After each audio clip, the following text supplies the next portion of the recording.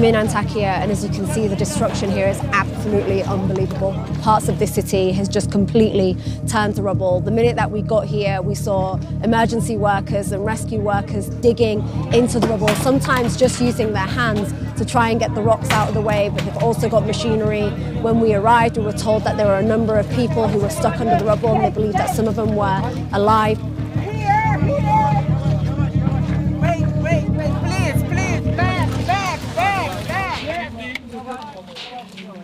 Someone's alive.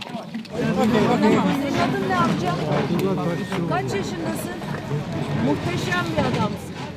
The doctors that we've spoken to and the medics that are here say that he is completely fine, that his limbs are all working. Bacağını hissediyorsun şu an.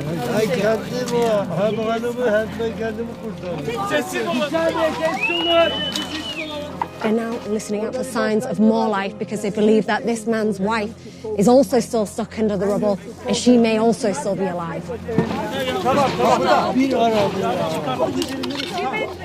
That's just one of the incredible miracles that people have been seeing here, and that's down to the volunteers and the rescue workers who have been coming here and just working day and night to rescue people.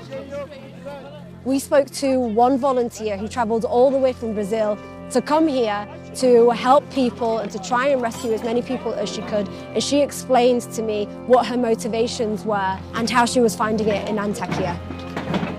So tell me how you got to Turkey. I came by myself because I'm a team of my own. So I do whatever it needs to do.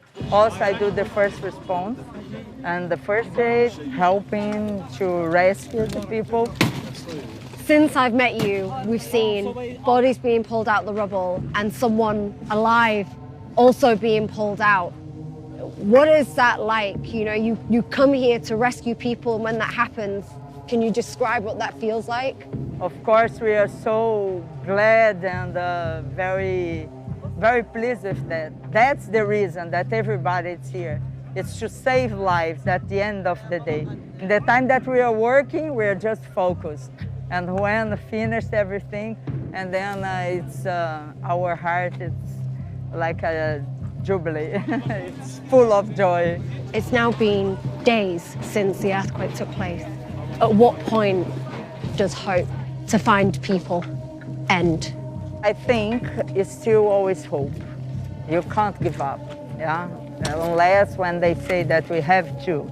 But it's still like today. It's so many days after. Of course, the first days, the first hours is the most important, but there's still people alive. And where there is this hope and this possibility, we were there until the end, day and night, no eat, no drink, no nothing, just focus on the job. As the days continue, the likelihood of finding little miracles become increasingly rare, and people are fighting against the clock.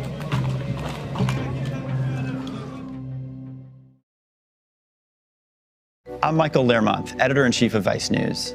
Too often, traditional news outlets shy away from the real stories and experiences of those living through global conflicts. Not Vice News. Our reporters are on the ground, fearlessly covering the human stories that shape our world. You and millions of others can continue to read, watch, and listen to Vice News for free. But we hope you'll consider making a one-time or ongoing contribution of any size at vice.com/contribute. Every contribution, no matter how big or small, helps support the journalism Vice News brings to you every day. Thank you.